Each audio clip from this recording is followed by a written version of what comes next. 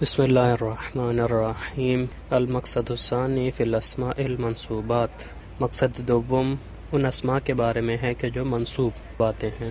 وہی اسنا عشرہ قسمن، وہ اسماء کے جو منصوب ہوتے ہیں ان کی 12 قسمیں ہیں۔ المفعول المطلق، سب سے اول پہلے مفعول مطلق ہے۔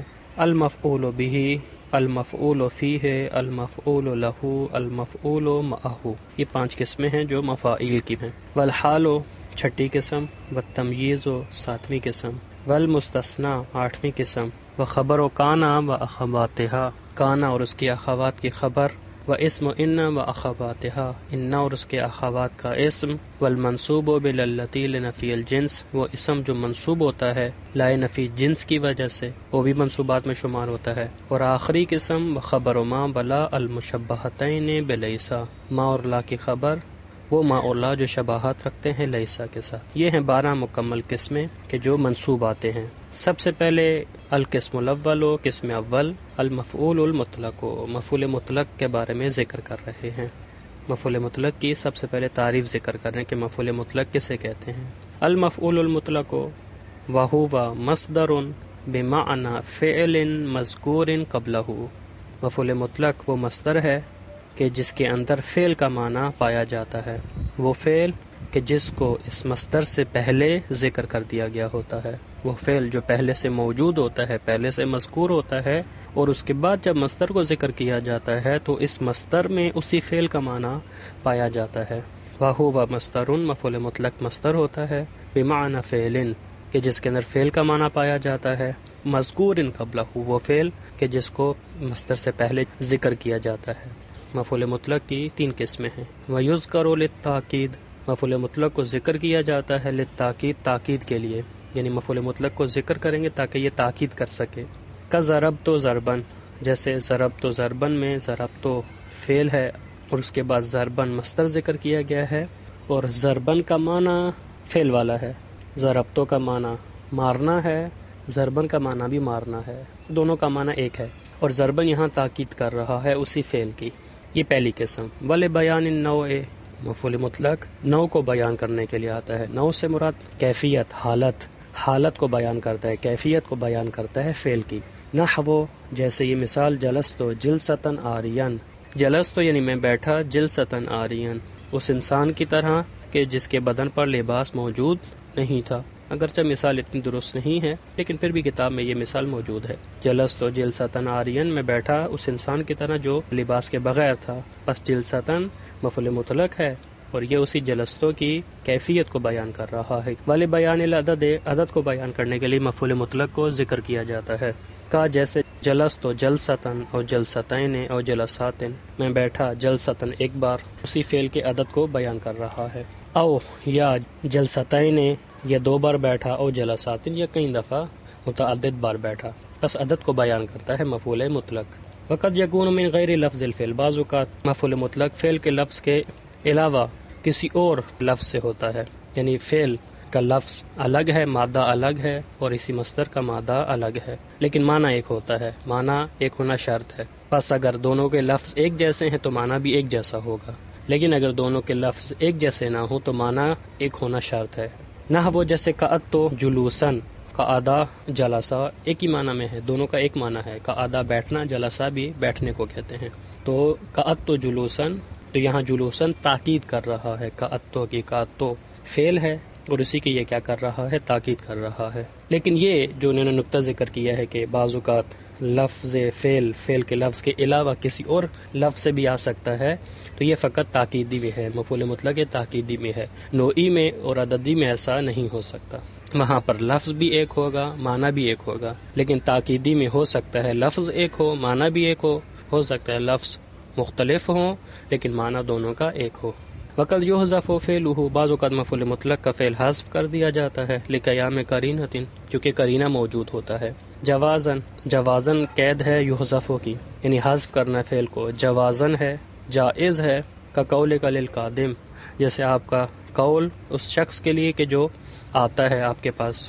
خیر مقدم، آپ اس کو کیا کہتے ہیں، خیر مقدمن، اے اصل میں کیا ہے، قدمتا قدومن خیر مقدمن، اصل میں یوں ہے، قدمتا قدومن خیر مقدمن، لیکن آپ کیا کرتے ہیں، فقط خیر مقدمن استعمال کرتے ہیں. قدمتا جو فعل ہے اس کو آپ حذف کر دیتے ہیں، اور یہ جائز ہے کیونکہ قرینہ ہے، قرینہ یہاں موجود ہے، لہذا اسی وجہ سے اس کو عامل کو حذف کیا ہے. قرینہ خود آنا ہے، چونکہ قرینہ یہاں پر خود آنا ہے، قرینہ حالیہ ہے، مقالیہ نہیں ہے. قدمتا قدومن خیر مقدمن میں قدمتا قدومن کو آپ حذف کرتے ہیں، خیر مقدمن کو آپ ذکر کرتے ہیں. سوال، خیر ہم نے اوپر ذکر کیا تعریف میں کہ مفعول مطلق ہمیشہ مصدر ہوتا ہے، تو خیر تو مصدر نہیں ہے، تو کیسے خیر مفعول مطلق بن گیا ہے؟ اب اسی کی وضاحت کر رہے ہیں. فخیر اسم تفضیل، خیر اسم تفضیل ہے، وہ مصدریت ہو، اور اس کی جو مصدریت ہے چونکہ یہ مفعول مطلق بن چکا ہے، مفعول مطلق کا مصدر ہونا شرط ہے. خیر اب مصدر بن چکا ہے، خیر نے مصدریت کو کسب کیا ہے، لے لیا ہے. وہ مصدریت ہو، اس خیر کی مصدریت دو طرح سے ہے، یا بے اعتبار الموصوف، یا موصوف کے اعتبار سے ہے. وہ کیا ہے؟ قدومن، اول مضاف الیہ، یا مضاف الیہ کے اعتبار سے ہے. اور وہ کیا ہے؟ مقدمن. یعنی خیر چونکہ صفت ہے قدومن کی، تو قدوم مصدر ہے، لہذا قدوم سے اس نے مصدریت کو کسب کیا ہے، لہذا خیر اب مصدر بن چکا ہے. جب مصدر بن چکا ہے تو مفعول مطلق بھی بن سکتا ہے. یا خیر نے مقدم جو مضاف الیہ ہے اس سے مصدریت کو کسب کیا ہے، لے لیا ہے، لہذا اب خیر مصدر بن چکا ہے اور مفعول مطلق بن سکتا ہے. وہوا یعنی یہ موصوف اول مضاف یا مضاف الیہ یا تو مقدم ہے، وہ کون کون سے ہیں؟ وہوا مقدم، وہ مقدم ہے، اور قدومن یا قدومن ہے. قدومن موصوف ہے اور مقدم مضاف الیہ ہے. یہ ایک صورت. ووجوباً سماعاً، اور واجب ہے، وجوباً عطف ہے جوازن پر، یعنی فعل کا حذف کرنا جائز ہے یا فعل کا حذف کرنا واجب ہے. سماعاً واجب بھی سماعی ہے چونکہ عربوں نے کیا ہے، اور ہمیں بھی اسی طرح ہے کہ ہم بھی اسی طرح اس کو حذف کریں، فعل کو حذف کریں، اور یہ واجب ہے اگرچہ سماعاً ہے. ووجوباً سماعاً یعنی وجوباً ہے، واجب ہے، لیکن واجب سماعی ہے. نہ وہ شکراً و سقیاً، شکراً کا بھی عامل فعل حذف ہے اور حذف کرنا واجب ہے، واجب سماعی ہے. سقیاً میں بھی فعل حذف ہے، عامل حذف ہے، اور اس کو بھی حذف کرنا واجب سماعی ہے. یہ ہے مفعول مطلق کے بارے میں. القسم الثانی المفعول به، قسم دوم مفعول به کے بارے میں ہے.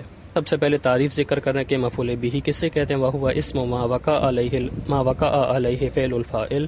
مفعول به اس اسم کو کہتے ہیں کہ جس پر فاعل کا فعل واقع ہوتا ہے، جس چیز پر بھی فاعل کا فعل واقع ہو جائے تو اس کو مفعول به کہتے ہیں. نحو ضربت زیدن، ضربت زیدن، تو ضربت میں نے مارا، یہ میری مار کس پر واقع ہوئی ہے؟ زید پر، میری مار زید پر واقع ہوئی ہے، لہذا زید کیا ہے؟ مفعول به ہے، زید مفعول به ہے. وقد یتقدم علی الفاعل، بعض اوقات مفعول به کو فاعل پر مقدم کر دیا جاتا ہے اس مقام پر کہ جہاں قرینہ ہو، کا ضرب امرا زید، جیسے ضرب امرا، امرا مفعول به ہے اس کو مقدم کیا ہے، زید فاعل ہے اس کو مؤخر کیا ہے. چونکہ یہاں قرینہ ہے اعراب، امرا منصوب ہے، زید فاعل مرفوع ہے. چونکہ قرینہ ہے، اس کو پہلے بھی ذکر کیا فاعل کی بات مرفوعات میں، چونکہ قرینہ لہذا مقدم کرنا مشکل نہیں ہے. وقد یحذف فعلہ لقیام قرینۃ، بعض اوقات مفعول به کے عامل فعل کو حذف کر دیا جاتا ہے لقیام قرینۃ، چونکہ قرینہ موجود ہوتا ہے. جوازن، اب اس کی کئی صورتیں ہیں. جوازن ہو سکتا ہے یہ جائز ہو، حذف کرنا جائز ہے. نحو زیدن، جیسے یہ مثال زیدن فی جواب من قالا، آپ زید کہتے ہیں اس شخص کے جواب میں جو یہ کہتا ہے من اضربو، میں نے کس کو مارا ہے، سوال کرتا ہے میں نے کس کو مارا ہے، تو جواب میں آپ کیا کہتے ہیں؟ زیدن. زیدن جواب اسی سوال کا، چونکہ سوال قرینہ ہے لہذا جواب میں آپ نے فعل کو عامل کو حذف کر دیا. اصل میں تھا ضربتا زیدن، آپ نے زید کو مارا ہے، تو ضربتا وہ سوال قرینہ ہے لہذا جواب سے آپ نے حذف کیا ہے. یہ ہے جائز، اگر آپ ذکر بھی کر دیں تو کوئی مشکل نہیں ہے. او وجوباً، یہ وجوباً عطف ہے جوازن پر، یا فعل کو حذف کرنا واجب ہے.